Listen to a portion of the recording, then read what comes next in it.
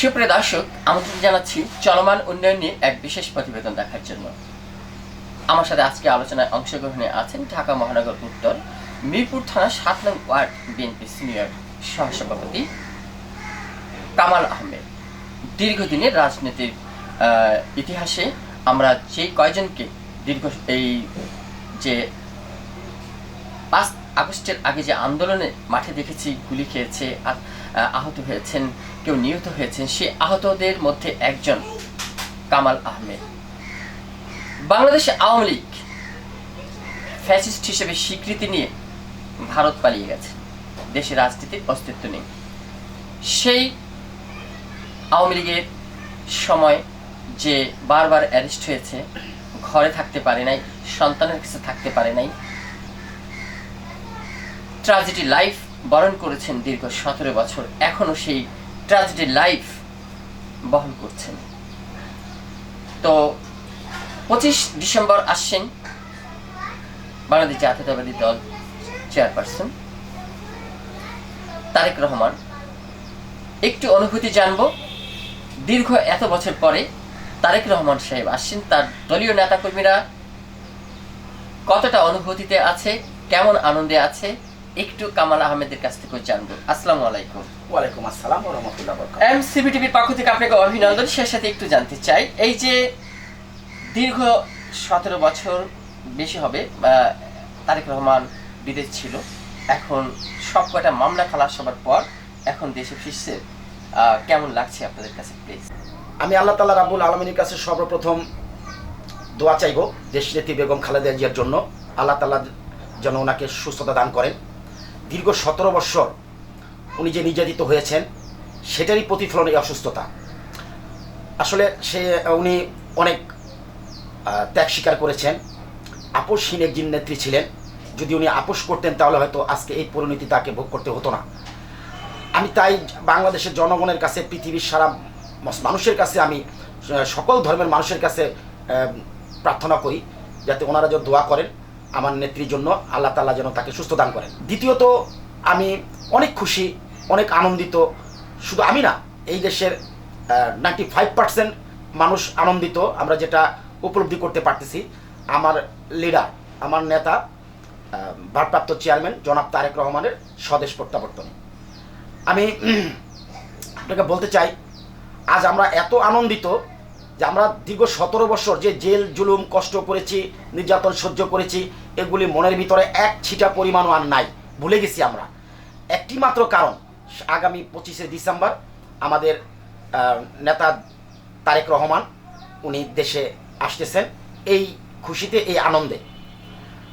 তারপর আরও যেটা আমি বলবো, উনি আসলে হয়তো যেগুলো আমাদের দলীয়ভাবে জনগণ তার সাথে মন তুলে কথা বলতে পারেন নাই, হয়তো সামনাসামনি এই দেশের জনগণ তার কাছ থেকে অনেক কিছু জানতে পারবেন, বলতে পারবেন, তার কাছে বলতে পারবেন, এবং এই দেশের মানুষকে নিয়ে তার ভাবার আরও যেমন সুযোগ তৈরি হলো, এই দেশ নিয়ে ভাবার সুযোগ তৈরি হলো। এর চেয়ে আনন্দময় বিষয় তো আর কিছুই আমাদের কাছে একজন জাতীয়তাবাদী দলের, অন্ততপক্ষে জাতীয়তাবাদী দলের কাছে তো আর কিছুই হওয়ার মতো কথা না।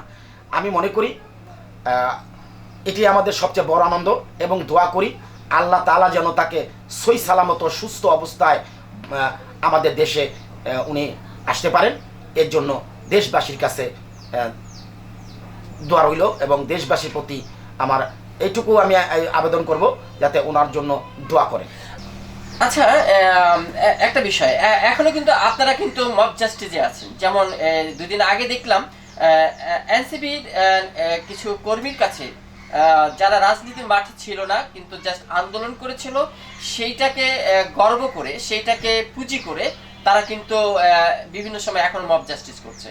আমাদের তথ্য সংগ্রহে আসলো, একটি ডিশ ব্যবসায়ীর বাসায় রাত 10টার পরে 50 থেকে 60 জন প্রায় মাস্ক পরে এসে পুলিশ নিয়ে আসে নাই, তারা নিজেরাই এসে, কিন্তু তারা উল্টো আপনারা যখন সলিউশন করতে গেছেন আপনাদেরকেও মামলা দিয়েছে।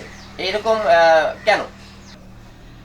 বিষয়টা হচ্ছে, আসলে 17 বছর আমরা রাজনীতি করি, 17 বছরই না, আমি বিএনপি করি 89-90 থেকে। আমি এরশাদ সরকারের অভ্যুত্থানও দেখেছি, যদিও আমি ছোট ছিলাম, কিন্তু ওই সময় এরশাদ সরকারের অভ্যুত্থানের মধ্যেও আমি ভালো বুঝি এবং রাজনীতি সম্পর্কে ভালো অভিজ্ঞতা তখনও আমার ছিল, আমি সেখানে অ্যাড হয়েছি।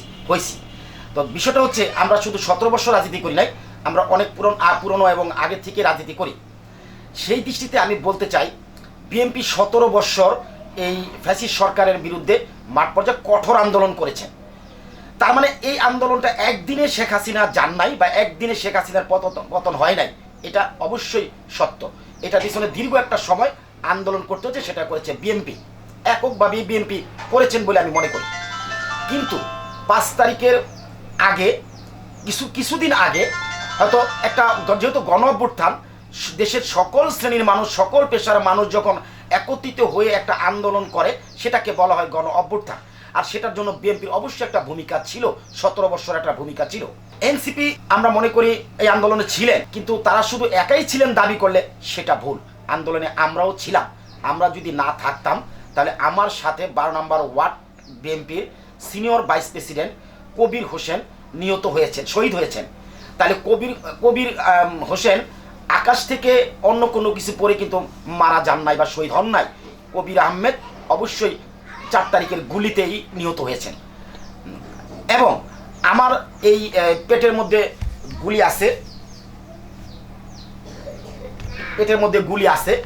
এটাও কিন্তু অন্য কোনো থেকে আসে নাই। 4 তারিখের আন্দোলনের পুলিশের গুলিতেই কিন্তু আমার পুলিশের গুলি আমার পেটে আসা লাগছে।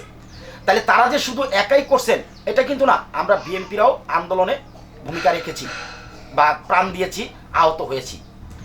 কিন্তু ওনারা কিন্তু একটা সময় এনসিপি আন্দোলনটা গুছিয়ে নিয়েছিলেন, যেটা হারুনের ভাতের হোটেল থেকে আমরা বুঝতে পারলাম যে এনসিপি তার আন্দোলনটা গুছিয়ে ফেলেছেন। যা শেষ ভালো যার সব ভালো তার, আমরা কিন্তু শেষ পর্যায়ে ওই আন্দোলনটাকে আবার শক্ত হাতে ধরেছি এবং সামনে এগিয়ে নিয়েছি। মূল বিষয়টা হচ্ছে তারা যদি মনে করে এই দেশের মালিক তারা একা, এটা কিন্তু ঠিক না। তারা এখন আমরা যেটা বুঝতে পারলাম 5 তারিখের পরে, তারা নিজেদেরকে তাদের দেশের মালিক মনে করতেছে। সেটার সবচেয়ে বড় প্রমাণ হচ্ছে থানাগুলিতে তাদের প্রভাব বিস্তার, এলাকাগুলিতে মানুষকে আওয়ামী লীগ প্রথা দিয়ে মব তৈরি করা। সেই ঘটনার একটা প্রতিফলন হয়েছে ওই দিন রাতে। তারা ওই দিন ওই ডিশ ব্যবসায়ীর বাসায় ডিশের ব্যবসা দখল করা এবং লুণ্ঠিত করার জন্যই কিন্তু ওইখানে তারা একত্রিত হয়েছে।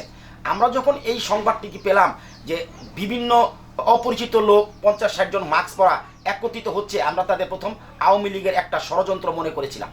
ওই চিন্তা করে আমরা যখন নেতাকর্মী নিয়ে ওইখানে উপস্থিত হলাম, তখন বিষয়টা জানতে পারলাম যে আসলে এখানে একটা ব্যবসায়ীর বাড়িতে হামলা করা হয়েছে তার ব্যবসা দখল করার জন্য। আমরা সেটা সমঝোতা করার চেষ্টা করলাম, কিন্তু এক পর্যায়ে তারা আমাদের মানতে রাজি না মানেই না যে দেশটা তাদের একা, এলাকাটা তাদের একা।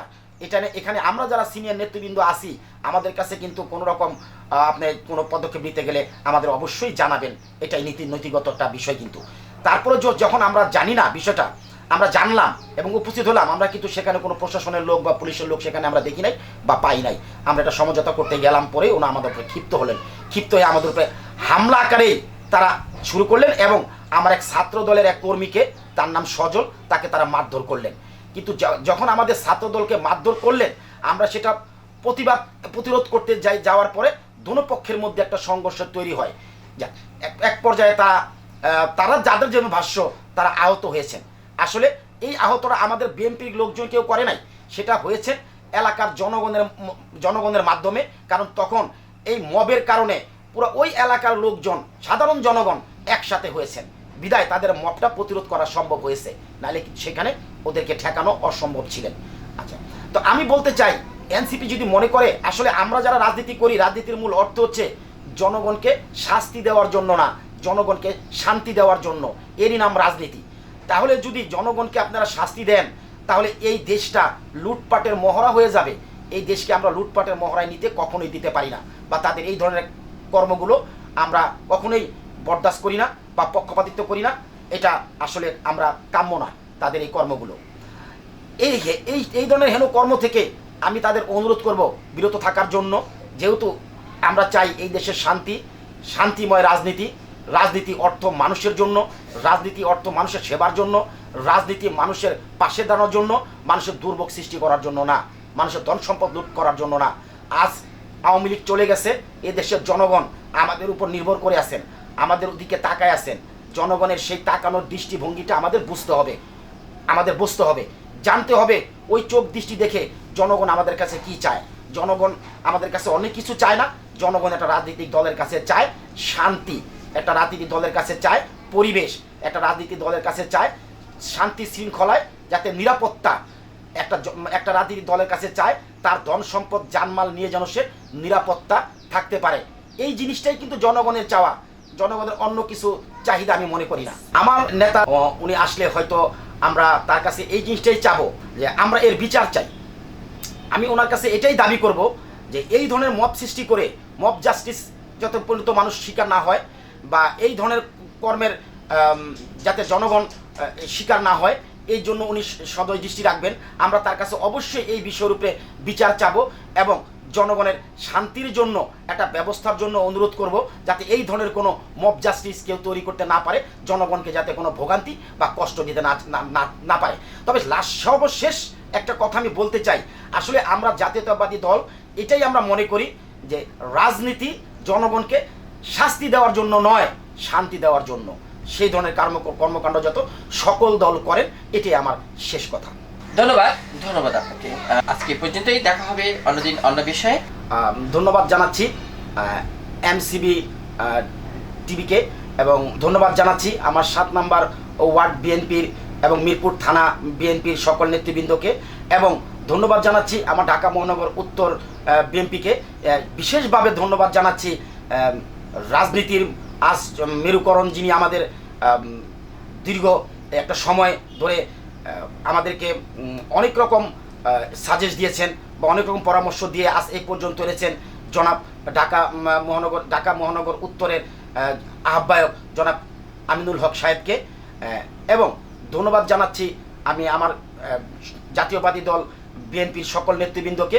সেই সাথে আমি আল্লাহ তাআলার কাছে প্রার্থনা করি এবং আল্লাহ তাআলার কাছে প্রার্থনা করে বলতে চাই, এই দেশের জনগণের কাছে বলতে চাই আমার দেশনেত্রী বেগম খালেদা জিয়ার জন্য দোয়া করতে, এবং আল্লাহ তাআলা যেন তাকে সুস্থতা দান করেন যেন আমার ভারপ্রাপ্ত চেয়ারম্যান জনাব তারেক রহমানকে, এবং সই সালামতে যেত স্বদেশ প্রত্যাবর্তন বা আমাদের দেশে আসার জন্য আল্লাহ তাআলা তাকে সুযোগ করে দেন, এবং আমাদের মাঝে যেন সুস্থ হিসাবে তাকে সুস্থতা দান করে এবং সুস্থ শারীরিকভাবে যাতে আল্লাহ তাআলা আমাদের মাঝে ওনাকে উপস্থিত আনেন।